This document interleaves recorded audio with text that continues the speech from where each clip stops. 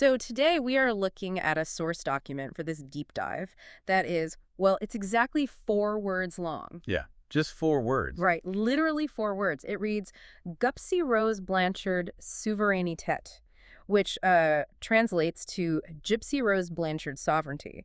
And our mission today is to unpack why a text would take this heavy, geopolitical concept of sovereignty and attach it to one specific woman. And a woman whose life was, defined by extreme medical abuse and systemic control, right? Exactly. Right. I just find it utterly fascinating how such a brief prompt can hold so much weight. So prepare yourselves because we are looking deeply into the language of personal agency here. It really is a radical framing. Yeah. Because, we usually reserve the concept of sovereignty for independent nations, like countries determining their own government. Right, like drawing actual borders and having laws. Yeah, exactly. But when you look at the legal and physical mechanisms of her past, like the years under a totalizing medical conservatorship and Munchausen syndrome by proxy, her bodily autonomy was entirely stripped away. Oh, wow, yeah. This system literally handed over the deed to her existence, to her mother.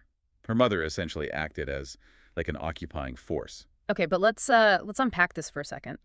If sovereignty usually implies this total unquestioned rule over a territory, is it really the right word here? How do you mean?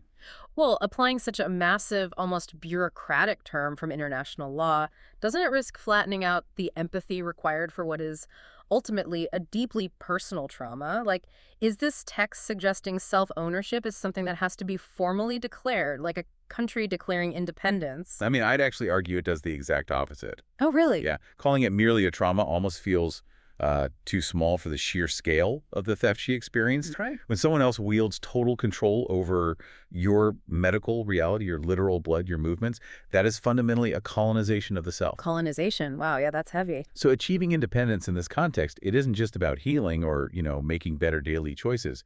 It requires the literal legal reclamation of a state. That makes a lot of sense, actually, because a conservatorship isn't just an overbearing parent. Exactly. It's a legal apparatus. Right, a legal apparatus.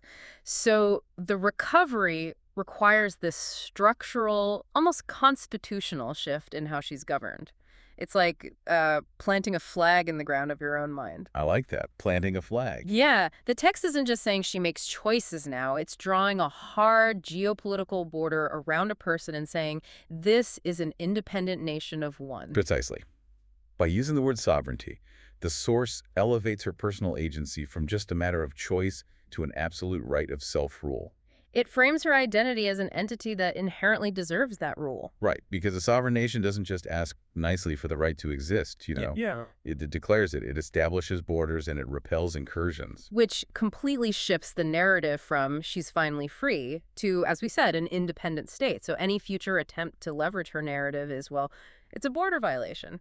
And that is the underlying mechanism this source wants you to grasp about personal freedom.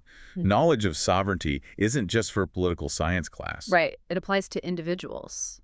It reminds us that personal agency is the ultimate foundational right. Without unquestioned sovereignty over your own physical and psychological territory, you really can't meaningfully exercise any other rights. So it's incredibly brief, but it forces us to completely reevaluate the language we use to describe personal freedom, which brings us back to you listening.